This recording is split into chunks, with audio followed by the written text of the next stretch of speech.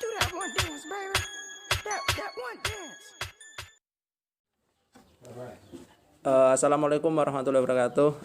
Salam sejahtera bagi kita semua. Salam Om Swastiastu, Namo Buddhaya, salam kebajikan.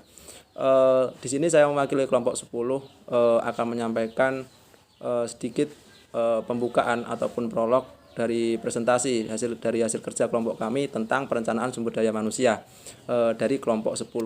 Nah, dari kelompok 10 sendiri terdiri dari Nur Ahamul Karimah NIM 180321100064. Kemudian yang kedua ada saya Ardan Bagus Jiwantono NIM 180321100073. Kemudian ada Yanuba Cahya Ramadanti NIM 180321100074. Kemudian yang keempat ada Musyafa NIM 190321100068. Di sini kelompok kami akan menyampaikan beberapa subbab dari konsep perencanaan sumber daya manusia. Yang pertama ada pengertian dan komponen SDM, kemudian yang kedua proses perencanaan SDM, yang ketiga ada peramalan SDM, yang keempat ada estimasi persediaan supply SDM, yang kelima ada penyebab permintaan SDM. Masuk yang pertama adalah pengertian dan komponen perencanaan SDM. Kemudian untuk perencanaan sumber daya manusia ini berkaitan dengan kegiatan untuk meramalkan kebutuhan persediaan sumber daya manusia di masa yang akan mendatang, kemudian mengembangkan perencanaan pengembangannya, kemudian mengidentifikasi kebutuhan jangka pendek dan juga jangka panjang. Nah, di sini terdiri dari beberapa komponen dari perencanaan sumber daya manusia. Yang pertama ada tujuan.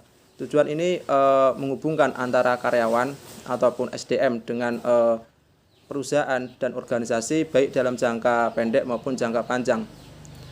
Yang kedua ada perencanaan organisasi dan perusahaan. Perencanaan ini sangat penting dilakukan karena kenapa? Karena segala sesuatu itu perlu direncanakan agar segala sesuatu yang kita inginkan itu lebih tertata dan lebih sesuai dengan keinginan perusahaan. Kemudian yang ketiga ada pengauditan sumber daya manusia. Di sini terkait semua kegiatan ataupun aktivitas seperti penganalisisan, kemudian perbandingan, kemudian terkait segala sesuatu hal dengan sesuatu yang telah ada ataupun yang telah berlaku.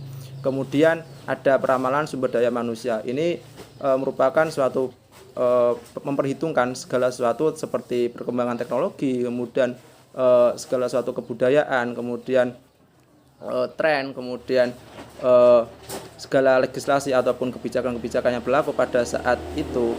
Jadi komponen-komponen ini istilahnya dipertimbangkan ataupun digunakan dalam perencanaan sumber daya manusia. Kemudian selanjutnya ada proses perencanaan sumber daya manusia. Proses perencanaan sumber daya manusia dimulai dengan pengumpulan dan menganalisis data. Kemudian yang kedua ada mengembangkan tujuan perencanaan SDM dari tujuan tadi, kemudian dikembangkan menjadi suatu data ataupun istilahnya lebih akurat. Kemudian merancang dan mengimplementasikan program-program. Dari program-program ataupun kebijakan-kebijakan perusahaan yang telah dilakukan kemudian dieksekusi ataupun diimplementasikan melalui program-program.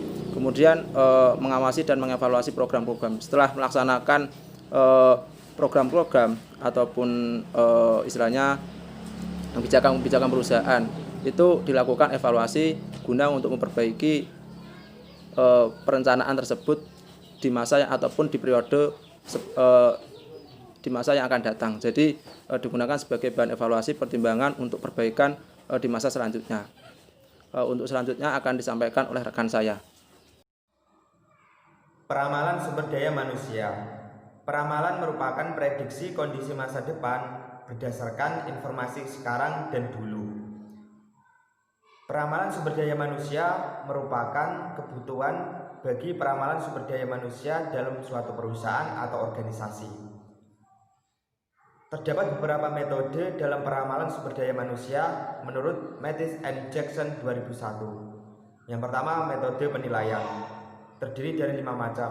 Yang pertama, penilaian manajerial, yang kedua, estimasi yang berupa top down and bottom up, dan yang ketiga, rule of thumbs, yang keempat, teknik Delphi, dan yang terakhir, teknik kelompok nominal.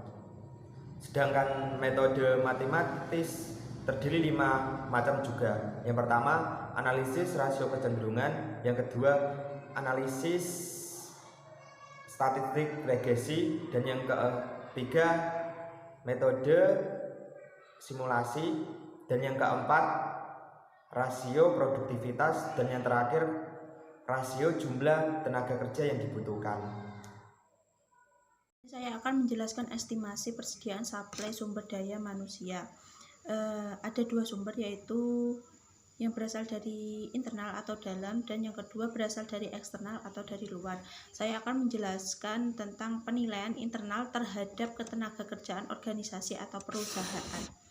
Bagian dari perencanaan sumber daya manusia adalah menganalisis pekerjaan yang perlu dilakukan dan keahlian yang terdapat pada seseorang untuk melakukan tugasnya. Kebutuhan organisasi harus dibandingkan dengan penyediaan tenaga kerja yang ada. Tidak hanya sekedar menghitung berapa jumlah karyawan. Di makalah sudah dijelaskan beberapa pertanyaan untuk menilai seorang karyawan. Langsung saja, saya akan menjelaskan metode-metode yang digunakan untuk menilai suplai internal tersebut. Yang pertama ada auditing pekerjaan dan keahlian tahap permulaan untuk mengevaluasi kekuatan dan kelemahan yang ada di dalam perusahaan. Yang kedua, ada audit sumber daya manusia yang merupakan tindak lanjut dari realisasi perencanaan yang telah dilakukan. Yang ketiga, ada tujuan audit sumber daya manusia. Yang keempat, ada inventarisasi kemampuan organisasi. Di dalam inventarisasi kemampuan organisasi ini terdapat beberapa komponen yang seringkali digunakan dalam organisasi. Yang pertama ada demografi tenaga kerja secara individu. Yang kedua, kemajuan karir secara individu. Yang ketiga, ada data kerja secara individu. Dari ketiga informasi di atas dapat diperluas, yang meliputi satu, pendidikan pelatihan. Yang kedua, mobilitas dan letak geografis yang diinginkan. Yang keempat, bidang yang diminati dan tingkat promosi di dalam perusahaan. Yang kelima, tingkat kemampuan untuk promosi. Yang keenam, pensiun yang diharapkan. Nah, informasi yang telah diperoleh dari hasil audit sumber daya manusia dan inventarisasi kemampuan organisasi tadi bisa dikonversikan ke dalam yang pertama, sistem informasi sumber daya manusia, di mana sistem ini untuk merancang atau dan menyediakan informasi yang diperlukan untuk mengambil keputusan sumber daya manusia. Ada tujuan dari sistem informasi ini, yaitu untuk meningkatkan efisiensi dan tenaga kerja, di mana sumber daya manusia dikumpulkan lebih strategis dan berhubungan dengan perencanaan sumber daya manusia.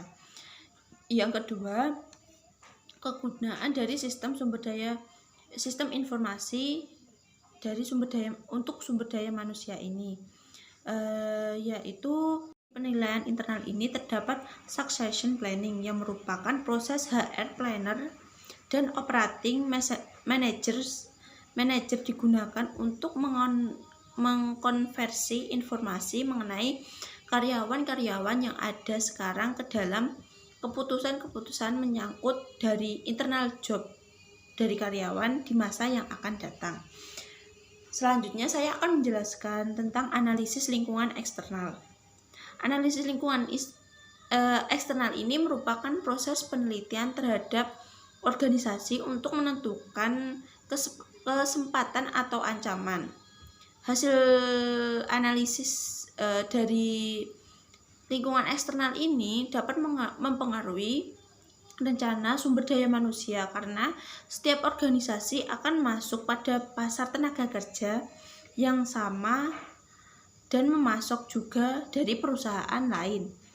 Di sini ada beberapa faktor yang dapat mempengaruhi pasokan tenaga kerja. Yang pertama, pengaruh dari pemerintah. Yang kedua, kondisi perekonomian. Yang ketiga, masalah kependudukan dan persaingan. Yang keempat, ada komposisi tenaga kerja dan pola kerja. Sebab-sebab permintaan sumber daya manusia. Menurut Sudarmayanti 2009, permintaan sumber daya manusia disebabkan oleh faktor internal dan faktor eksternal. Faktor internal terdiri dari keputusan organisasi dan kapasitas kerja. Untuk keputusan organisasi, faktor-faktor yang menyebabkan permintaan sumber daya manusia terdiri dari rencana strategis, anggaran, ramalan penjualan dan produksi, peluang bisnis baru, dan desain organisasi kerja. Untuk kapasitas kerja, faktor-faktor yang mempengaruhi atau menyebabkan permintaan sumber daya manusia terdiri dari pensiun, pengunduran diri, pemberhentian setelah kontrak selesai, kematian, dan cuti. Selanjutnya, faktor eksternal. Faktor eksternal yang menyebabkan permintaan sumber daya manusia terdiri dari faktor ekonomi seperti tingkat inflasi, pengangguran, tingkat suku bunga yang mempengaruhi, dan lain-lain. Kemudian faktor yang kedua ada sosial, politik, hukum, perubahan peraturan, sikap, dan tingkah laku. Kemudian faktor selanjutnya ada teknologi dan gejolak sumber daya manusia. Contohnya itu dengan adanya robot seperti saat ini yang tentunya akan mempengaruhi permintaan sumber daya manusia. Dan terakhir, persaingan dan pembajakan pimpinan yang harus dipersiapkan penggantinya. Sekian pemaparan dari kelompok 10 tentang perencanaan sumber daya manusia. Kurang lebihnya mohon maaf dan terima kasih. Wassalamualaikum warahmatullahi wabarakatuh.